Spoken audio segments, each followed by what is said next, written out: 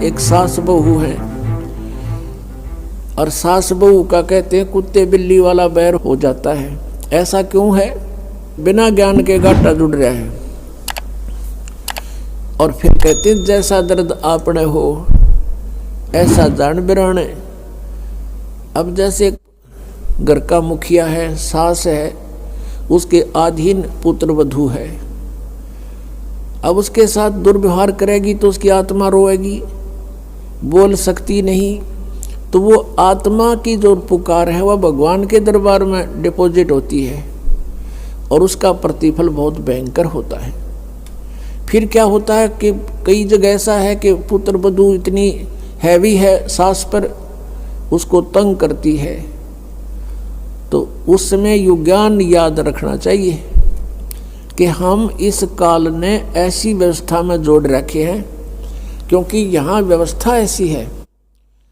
अब जवान बच्चे का और बुढ़े का कभी भी मेल नहीं मिले, ना मन मिले, ना व्यवहार मिले, ना विचार मिले, और फिर रहना इकट्ठा, सास और बहू ने इकट्ठा रहना और कति विचार नहीं मिले, यह गारंटीड बात है।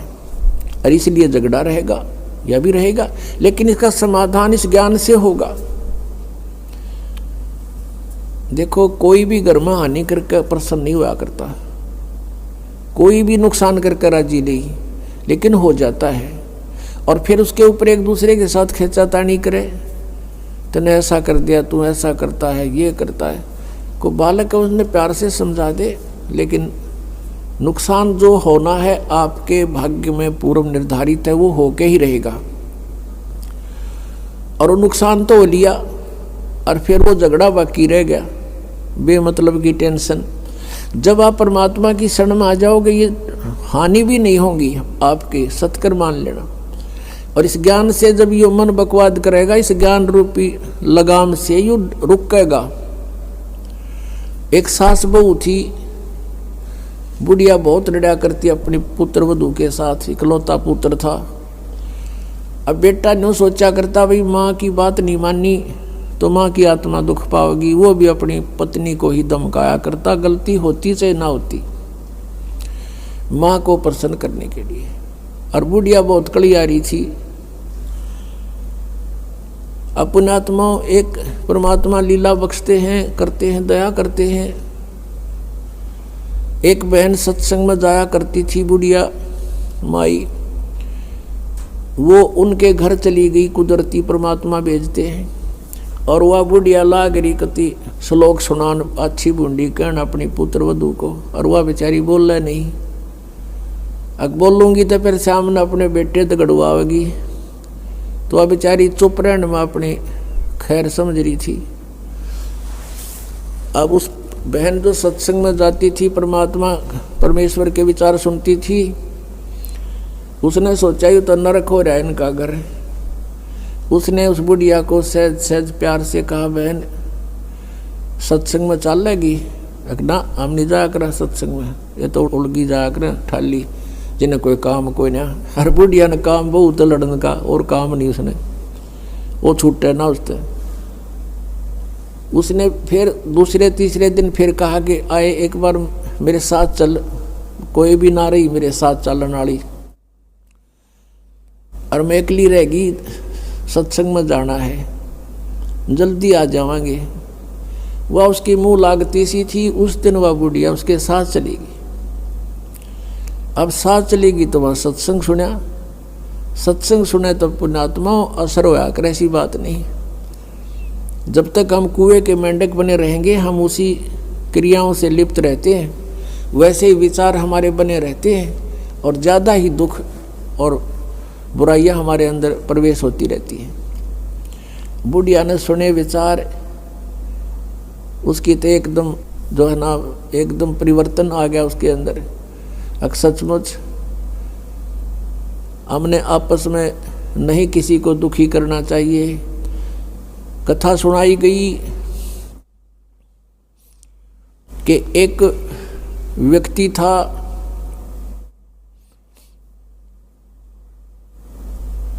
वो कहीं पर साधना कर रहा था, बैठा था, साधना कर रहा था और एक गाय भागी जा रही थी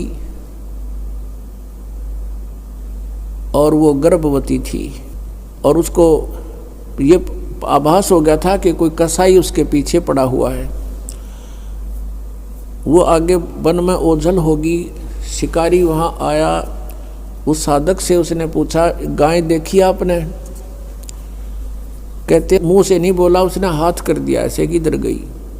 वो कसाई ने वह गाय ढूंढ ली, वो मार दी। उसका भी प्रतिफल उसको भोगना पड़ा। कहते हैं फिर उसकी बाजू कट गई। इतना भी हम सहयोग देते हैं किसी अन्य दुष्कर्म के अंदर, इतना भी हमें हानि होती है। जैसे हमने मना किया है बीड़ी शराब मांस तम्बाकू पीना नहीं है, और किसी को पीने में सहयोग भी नहीं देना, उठा के भी नहीं देना, उसमें भी हानि होगी। आपको मर्यादा सारी पालन करनी होगी। कहने का भाव ये है कि एक व्यक्ति था और उसकी पत्नी बहुत लड़ा करती, बहुत झगड़ा करती थी, बहुत बुरा बोलती थी। तो किसी ने, वो जो व्यक्ति था अगले जन्म में जिसकी बाजू कटी थी, वो साधना कर रहा था, कहीं पर अगले जन्म में भक्त बन गया। तो उसकी किसी ने आकर के अचानक पहले तो उससे पैसे पूछे, बाबा जी पैसे निकाल सारे। पैसे नहीं है भाई मेरे दर, उसकी बाजू काट दी। अब उसने सोचा भाई मैं भक्ति भी कर रहा हूँ और यह आपत्ति मेरे पर कैसे आ गई। उसने सोचा भी मैं इसका किसी से कारण पूछूं, मेरा कौन से जन्म का पाप था। किसी ने बता दिया भाई इस गाँव के अंदर एक भगत है और वो पीछे बीती हुई बता देता है, पिछली बता देता है, भविष्य की नहीं जानता। वो उसके घर पर गया तो उसने पता लगा कि वो घर से बाहर गया हुआ है। फिर भी उसने सोचा घर पे पता करता हूँ। जब वो घर पे गया तो उसकी पत्नी से पूछा कि ऐसे ऐसे वो कहाँ है भक्त हुआ। उसकी पत्नी लगी गाली देने कि तेरे जैसा ढेढ़ वो है, हंडा धक्के खांदा जिस तरह तू खावे है, पता नहीं के सुना दी। अब जिसका हाथ कटा हुआ था उसने सोची भाई मैं तो गलत आ गया, मेरे साथ मजाक कर दिया, दिखे ना भगता के घर में कैसी बात होया करे, इसी ने कमी होया करे। वो वापस चल पड़ा। रास्ते में किसी ने बता दिया कि तू जिसका घर पूछा था ये आ रहा वो व्यक्ति। उसने उसको शौचालय चल आया है, बाहर बात कर लेता हूँ। राम रमी हुई, नमस्कार हुआ, कुशल मंगल पूछा। उस जिसका हाथ कटा हुआ था उसने पूछा कि भाई एक बात बता, क्या तू पीछे की जानता सारी? कहाँ जी, दया है भगवान की। भाई पहला मेरी तो पाछा बताइए, पहला तू अपनी बताया, तेरे घर में इसी बूंदी कलियारी क्यों करा रही है? ऐसी बेहुदा बोली वाह न बोला यार भी बताऊं, पहला यह सुन ले तू। पिछले जन्म में मैं था काग, या थी गधी,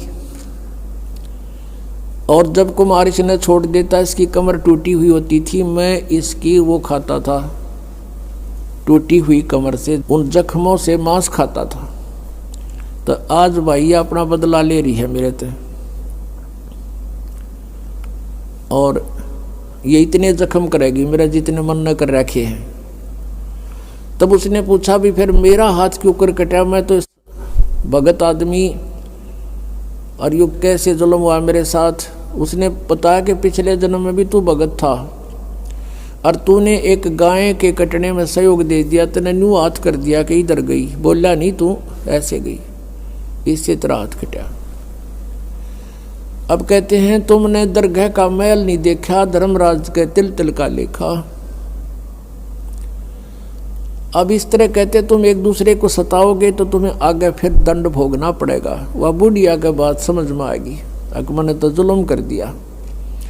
उसके बाद अपनी पुत्र वधू को वो बिल्कुल शांत रहे, बोल ही नहीं फालतू। सत्संग में ये भी सुनाया गया कि जो कुछ हानि होनी है वह तो हो चुकी, और पाछा वो खाम खा महाभारत बनाने की कोई आवश्यकता ही नहीं। वो तो दूना दुख पैदा करने वाला वो वस्तु आवे नहीं वापस। एक दिन क्या हुआ, वो पुत्र वधू गाय भैंस का दूध निकाल के और ऊपर कड़ियों में कड़ा डाला करते, हुक लंबा सरिये का हुक ला देते और उसमें बाल्टी टांग देते थे कड़े में, हुक में, कुत्ते बिल्ली से बचाने के लिए। अब उस पुत्रवधू ने वो ऊपर, क्योंकि ऊंचा होता था, गर्दन नीचे रखनी पड़ती थी, यूं कर टांगन लगी, वो कि तो उल्टी साइड में लग गया। उसने सोचा टंग गया, हाथ छोड़ दिए, वो बाल्टी नीचे गिर गई, सारा दूध फर्श पे फैल गया। अब पुत्रवधू ने देखा बुढ़िया की तरफ, अकी वो होगी ओन अनो बिरना कई दिन का सांग हो गया यो। अब उसकी तरफ देख रही है बेचारी भयभीत दृष्टि से। बुढ़िया कहती, बेटी कोई बात नहीं, हमारे भाग में नहीं था यो, और इसको उठा ले ऊपर ऊपर से और भैंस को ही डाल दे बेटा उसके चारे में, ये अपने भाग में नहीं था इसलिए गिर गया, कोई बात नहीं। अब उस पुत्रवधू ने सोचा आज बुढ़िया कौन सा स्टेशन पकड़ेगी, या तो कदे 16 बात बोलिया नहीं करती। काफी देर उसका जची नहीं, बुढ़िया फिर शुरू हो गया ऊपर ले मन तक कहती हो कदे। वह बुढ़िया खड़ी हुई, साथ ला के बेटा ठा इसने और भैंस के चारे में डाल दे, कोई दिक्कत को नहीं। अब उसने सोची अपने बेटे ने बतावेगी, मेरे तो ना कहती होगी, तो वो भी आ लिया, पुत्र भी उसका कोई जिक्र नहीं करा बुढ़िया ने। तब उस माई ने, उस बहन ने सोचा भाई इतना परिवर्तन आया क्यों कर इसमें, उसके चरण दबावे, सेवा करे। फिर पता चला कि बेटी मैं सत्संग सुन के आई हूँ और बेटा मैंने आज तक जो गलतियाँ की, तेरी आत्मा दुखाई, बेटा मैं माफ़ी मांगू तेरे थे। वह पुत्रवधू रोन लाग गई, न बोली माँ कोई बात नहीं, अब तो माँ तुल्य हो और मेरे हित में ही कुछ कहती थी। उस दिन से पुत्रवधू ने भी नाम ले लिया, फिर धीरे धीरे उसके बच्चे ने भी नाम ले लिया और घर में नरक के स्थान पर स्वर्ग हो गया। अब इस परमात्मा की वाणी से, ज्ञान से स्वर्ग तो यही हो जाएगा, और सतलोक हमने जाना है, फिर भक्ति करके वहाँ सतलोक चले जाएंगे, महासुख वहाँ हो जाएगा। तो इस प्रकार वो परमात्मा आकर हमें ज्ञान देता है, उसके ज्ञान से हमें पता चलता है